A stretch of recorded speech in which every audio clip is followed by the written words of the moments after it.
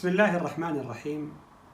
اللهم لك الحمد كما ينبغي لجلال وجهك وعظيم سلطانك، وأصلي وأسلم على خير خلق الله نبينا محمد عليه وعلى آله أفضل الصلاة وأزكى التسليم.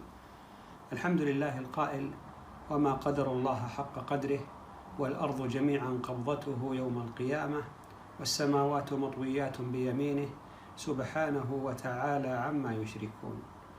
أحبتي في الله، ساءني وساء جميع الغيورين من الشعوب في بلدان العالم الإسلامي ما حدث في الرياض في 25 من هذا الشهر أغسطس الجاري من استجلاب لمغنية إباحية تعدت على مقام الألوهية لله عز وجل، وكذلك تعدت على مقام النبوة، وكذلك تعدت على معلوم من الدين بالضرورة واستباحته وهو الزنا والعياذ بالله، ودعت النساء إلى ممارسة الرذيلة بكل جرأة.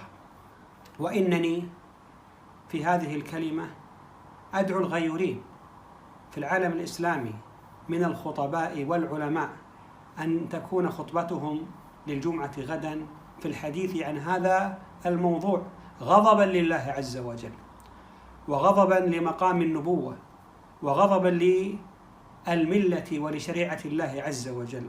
أدعو الله عز وجل أن يفرج عن إخواني من العلماء والدعاة في بلاد الحرمين الذين كانوا يقومون بهذا الواجب وفي بيان الحق وتبيانه، وأسأل الله عز وجل أن يجعلنا من الذين ينصرون دينه وأولياءه ويعلون كلمته، إنه ولي ذلك والقادر عليه.